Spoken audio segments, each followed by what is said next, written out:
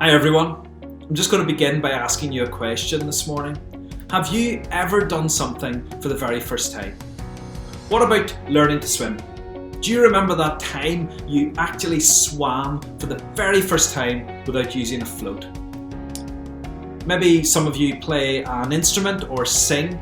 Do you remember the time that you had to perform to an audience for the very first time? What about those of you who play sport? Do you remember the time that you played on a team and played in a match for the very first time? When we do something for the very first time, it can all be a little bit scary, can't it? And maybe that's how you're feeling as a P7 pupil as you finish up primary school and as you think ahead to moving to post-primary in September, that it's all a little bit scary. But doing something for the very first time can also be really exciting. Maybe you feel a little bit nervous or sad at the moment that finishing primary school isn't looking the way you'd expected it to look. But what you need to know is that there is so much to be excited about up ahead. Think about all the new things you'll get to do. What about the clubs that you'll be able to join? Think about them. Think about the people you're going to meet at your new school. I wonder if any of you remember learning to ride a bike for the very first time. Was it scary? Was it exciting? Or was it a bit of both? Maybe one day you or your parent decided that the time had come for you to get the stabilisers off and learn to cycle that bike all by yourself. Can you remember how you felt? Perhaps it seemed like the most difficult thing you had ever done in your whole life.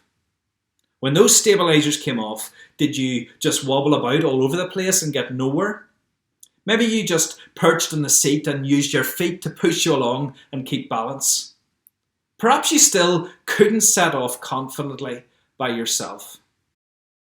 However, maybe you did what I did when I learned to ride a bike. You got an adult to hold the back of your seat and run behind you without letting go. You trusted that person to hold on to you. You knew you could depend on that person to keep a tight grip of you so that you wouldn't fall off.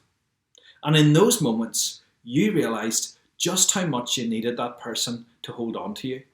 You know, just like learning to ride a bike for the very first time, it really helps if we have someone we trust to be with us when we have to do something we've never done before. All of you will be doing something that you've never done before as you start your new post-primary school in September. And it might just feel like learning to ride a bicycle all over again. A little bit scary, but also really exciting. We're going to take a little bit of a look at the story of a man called Abraham. It's found in the very first book of the Bible in Genesis. And Abraham was about to do something that he'd never done before. One day God said to him, "It's time for you to move." And we're going to read from Genesis chapter 12 to see what else he said. "Leave your country, your people, and your father's household, and go to the land I will show you. I'll make you a great nation and bless you. I'll make you famous. You'll be a blessing." Abraham and his wife Sarah lived in a place called Haran, which is in Syria today.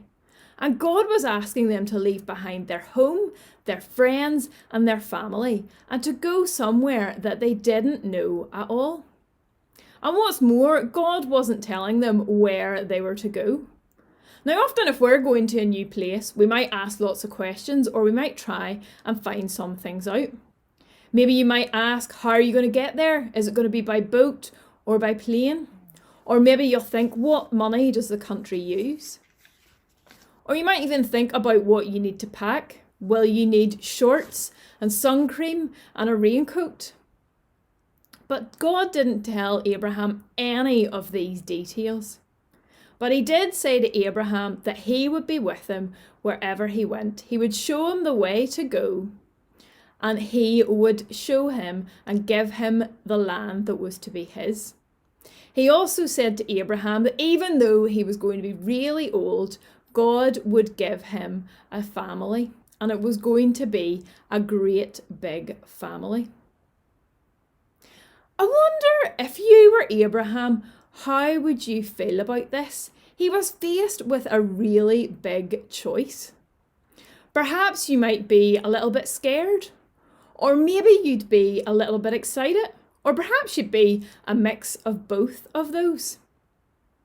But Abraham decided that he would trust God and God's promises. And so he packed everything up and he left behind his friends and his home and his family and followed God.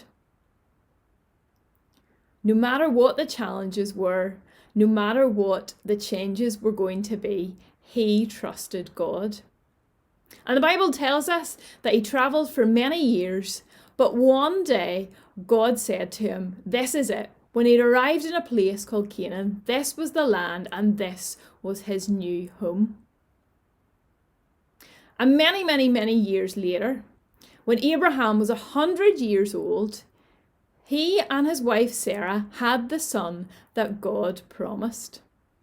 And then their son had children, and those children had children, and those children had children, and those children had children. Until one day there was a very special baby born called Jesus. Jesus was God's son. He was the one God had promised who was going to be a blessing to the whole world. And he had come and was part of Abraham's big family. God had made Abraham lots of promises, but he'd kept every single one. Moving on can be scary. It must have been for Abraham, leaving behind his home and not knowing where he was going. And yet he chose to trust God. I believe it's the same for us today. God wants us to choose to trust him. In Proverbs chapter 3, verses 5 and 6, it says, "Trust the Lord with all your heart, and he will make your paths straight." We don't always know what's going to happen in our lives or how things are going to turn out. But Christians like me believe that we can trust God, that he is the best guide for our lives and he'll point us in the best direction for our lives. God is trustworthy. Abraham discovered that, and Christians like Alistair and I believe that we can too. Whatever the changes, the choices, or the challenges that lie ahead of us, we can trust God as well. We're going to talk to God now as we pray. If you'd like to join with me, you can close your eyes, listen, and say amen at the end. So let's pray. Father God, we thank you for the people that we can trust in our lives. Our teachers, our youth leaders, our sports coaches, and our family. Thank you that we can trust you and know that you're holding on to us as we move on from primary school to our new schools in September. Thank you that, like Abraham, we can trust you to be with us, that you are holding on to us too as we face challenges in the future. We thank you that we can do this, knowing that you're with us and that you love us. Amen. So remember, as you make your move to your new school, that just like when you were learning to ride a bike and somebody was holding on to you, preventing you from falling off, that God goes with us too. If we ask him, he holds on to us. And just like Abraham, we can trust him in the journey that is ahead of us. But there's one important difference. Whenever you were learning to ride a bike, whether it was a parent or a carer or whoever was teaching you to ride, they held on to the seat, but there was a moment where they let it go and allowed you to go on your own. But the Bible tells us that God never lets go of us. He's always there with us. He will never leave us or let us down. And at SUNI, we want to help prepare you for the move that's ahead of you. So why don't you join us for 3 weeks from Thursday the 4th of June at 10 a.m. We've got some lessons called It's Your Move to help you to prepare for the move ahead of you.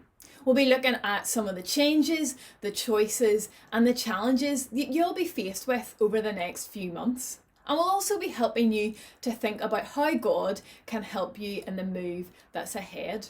So come along, join us in the SU team and also lots of P7s from all across Northern Ireland for It's Your Move. If you want to find out more information, then get in touch with Lindsay at suni.co.uk and you can find out how to access these great lessons too.